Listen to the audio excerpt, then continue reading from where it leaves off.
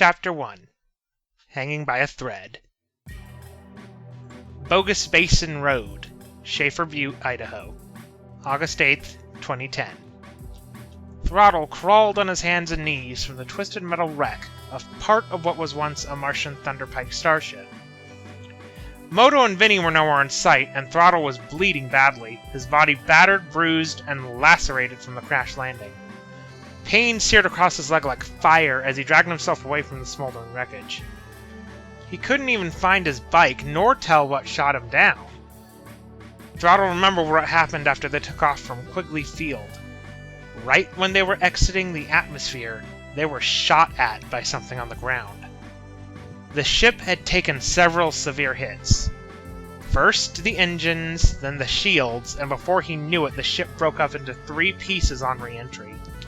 He wasn't sure where he was exactly, but that didn't matter. He had bigger issues to worry about. His head felt like it was going to split in 2, and the gash in his side flared up in fiery pain as he continued to crawl. The memory was still fresh of him reaching out to try and grab Vinnie and Modo as they tried to grab him. But they were out of reach of each other, and they plummeted to Earth, landing in different places on the northern continent. Throttle had landed on a mountain. A barren, alpine mountain. Throttle crawled up to a road.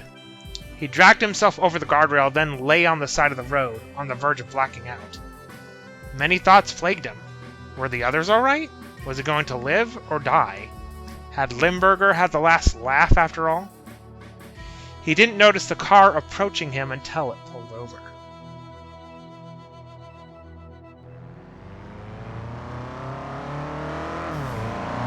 Manuel Vernandez drove down Bogus Basin Road, the headlights of his blue Honda CR-X cutting through the darkness of the trees as he started his 20-mile trek back home from his latest delivery for his father. He drove a bit slower tonight, which was rare considering he liked to fly down the mountain as fast as he could usually. He could not explain it, but something inside was telling him to take it slow tonight. It felt like a sixth sense, a sense that told him something was going to happen tonight as he rounded a bend, the moonlight cutting through the trees. As he finished going through the bend, he saw a body on the road. Manuel pulled over and turned his hazards on. He got out of the car and walked up. What came into his view shocked him. A human-sized anthropomorphic mouse in biker clothes with antennas. It had tawny-colored fur, and the biker attire it was wearing consisted of a black studded vest, blue jeans, and black biker boots, along with metal knee pads and tinted sunglasses of all things. Whoa, what the hell? Manuel said, thinking it was some sort of costume as he walked forward. As he closed the distance, he saw it wasn't even close to a costume. The mouse's fur blew back and forth in the mountain breeze that cut through the treetops, as blood ran from a wound in the mouse's side. This clearly was no joke. The mouse had been badly hurt. Besides the obvious injuries, its right leg was limp and looked broken. But nothing could prepare Manuel for what happened next. The mouse spoke. Help me. The mouse passed out, and Manuel panicked. He looked around for a few seconds, hoping for some prankster or someone to jump out and scream, "Psych!" But it didn't happen. Oh my god! Manuel thought as he looked at the battered mouse man. What the hell? What do I do? Manuel then mentally kicked himself for delaying. This guy's hurt! I can't just stand here like an idiot while he bleeds out! He ran back to the car, his heart racing, looking for anything he could use to stop the bleeding as he found his emergency medkit. He carried the kit in the car for winter in case the car got stuck in the snow or some other emergency. He got out the kit and found some tape bandages, antiseptic, liquid and string stitches, a needle, and other things. He quickly ran back to the mouse man and administered first aid the best he could, sewing shut the major wounds, then he patched up the rest with what he had. Manuel wiped the blood off his hands with a rag after he had done all he could. His nerves were shot, but he tried to force himself to keep his cool, which he was failing at. He looked around, then called out. Hello? Is anyone there? No answer but the mountain wind. Manuel looked down to the unconscious mouseman. What else could he do? He couldn't just leave it here. If he did, something would told him he would regret it for the rest of his life and the mouse would die. But he couldn't go to the police either. They'd think he was crazy, which at the moment didn't seem that far from the truth. After all, who would believe him anyway? But what if it turned out hostile or something? Or worse, what if it had some sort of disease? Okay, get a grip, man! Manuel snapped to himself, grabbing the sides of his head to try and snap himself out of his panic state. Calm down and breathe. Breathe. Finally, mentally exhausted and sleep-deprived, Manuel loaded the Mouseman into the passenger seat of his modified Honda and drove back to his apartment as fast as he could go. He had to take him home. He didn't know what else to do.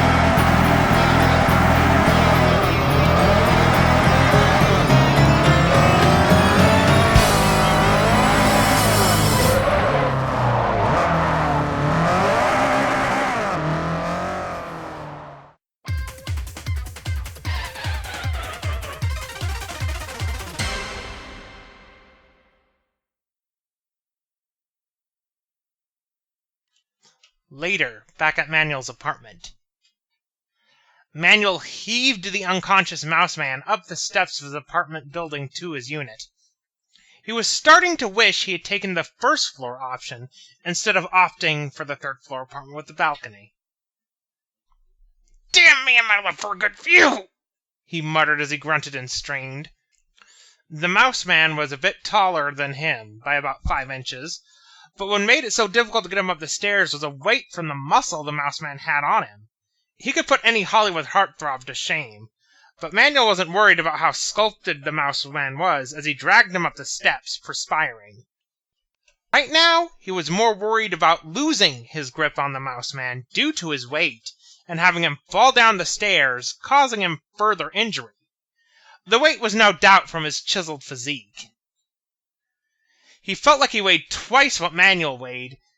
Manuel was no slouch in fitness, but his figure was more lean than bulky, weighing in at 175 pounds as he was more of a track participant in school. Manuel wondered how it was possible this Mouseman got so buff as he dragged him up the final set of stairs. Finally, after what seemed like hours of grunting and groaning and grinding his teeth in frustration, Manuel reached the top of the staircase. He checked his watch. It was just around 1 in the morning. He dragged the Mouseman down the hall to his unit, a door with the numbers 305. He unlocked the door. As Manuel dragged himself and the Mouseman in, he was greeted by his simple, yet slightly disorganized studio apartment. In the main room, there was a queen-sized bed along with a computer near the window, complete with a desk, and all the accessories for testing car instruments strewn across it. There was also a landline phone with answering machine on the desk. A big screen TV parallel to the bed, along with a recliner in front of it, completed the arrangement, with a nightstand and digital alarm clock. Manuel shut and locked the door behind him, then looked at the bed, sighing. It looked so inviting right now, but he couldn't use it. The Mouseman would need somewhere to stay while he was recovering, so Manuel would just have to camp out on the floor. He prepped the bed with towels, seeing he wouldn't want to get any blood on the sheets, alien or otherwise. He then sighed and, using all his remaining strength, heaved the Mouseman up, slinging his arm around his shoulder and with much strained effort, cursing included, set the Mouseman on the bed. Manuel proceeded to check the injuries closer. He rolled up one of the Mouseman's pant legs and inspected it more carefully. It only confirmed what he thought earlier. It was no doubt broken. Manuel went to the bathroom and got out his home medical kit, which was even more thorough than the one he had in the car. He also got out his old leg brace from when he injured his leg in that cycling fiasco 2 years ago. Then he went and booted up his computer and looked up various medical sites, looking up how he could treat the injuries the Mouseman had. He couldn't take it to a doctor for obvious reasons, thinking they might try and dissect the mouse. Or worse. Several hours passed. After many Google searches and stress patching, Manuel finished. This was the best he could do. He looked over at the clock. It read 2:05. Manuel couldn't stay awake anymore. He was so tired from the whole ordeal. He changed into his pajamas, unfolded his sleeping bag, got into it, and went into an uneasy sleep.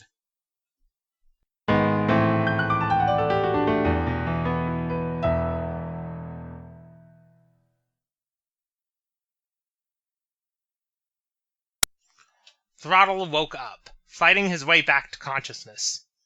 His body ached horribly, worse than after the accident at Red Rim Pass. He opened his eyes. He still had his sunglasses on for some reason. He knew he wasn't dead. He hurt too much to be dead. He then noticed that his cuts had been bandaged and the gash was sewn shut. His arm was in a sling and his leg in his brace, the pant leg rolled up. Throttle looked at his surroundings. He was laying on a bed in a small room, with a computer and large TV on the opposite wall, far from the bed. In the middle of the room was a recliner, right in front of the TV. There was a sliding glass door near the computer, and the other end of the room looked like it led to a kitchen. He then saw a human, a young man in his 20s, sleeping on the floor in a sleeping bag. Judging by his posture, he was out like a light. Throttle sat up and struggled to stand, straining himself. It hurt when he sat up, but he couldn't just lay here. He needed to find Modo and Vinnie. He slowly swung his leg over the side of the bed and slid off the mattress into a standing position. His legs immediately protested with screaming pain, one more than the other. It felt as if someone had dipped his entire leg in molten lava. He clenched his jaw, letting out a grimace, leaning on the bedpost for support. The human woke up immediately on hearing Throttle's grimace, clearly a light sleeper. The young man turned, seeing him, then got out of the sleeping bag in record time, and was at Throttle's side, slinging his good arm over his shoulder. "Whoa, hold on! What the hell do you think you're doing?" the human exclaimed. "Take it easy, your leg is broken!" Where am I? Throttle asked weakly between pain breaths. Where are my bros?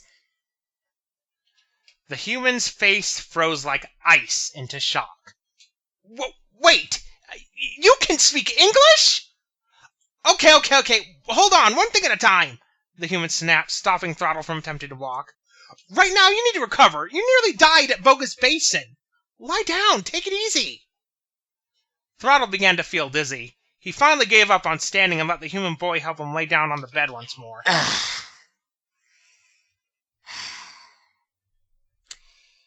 Thank you for helping me. Who are you? Throttle asked. Name's Manuel Vernandez, Manuel answered, half asleep. What's yours? My name's Throttle. Throttle Thornboy. Throttle replied. Well, Throttle, I don't know what you are other than you're, well, a giant mouse man, but we'll talk more when the sun rises. I need to get to sleep, or I won't be able to get up for work. Once you've recovered, I'll help you in any way I can. With that, Manuel got back into his sleeping bag and fell asleep. Throttle leaned his head back and stared out the nearby window at the stars outside, eventually falling into slumber himself.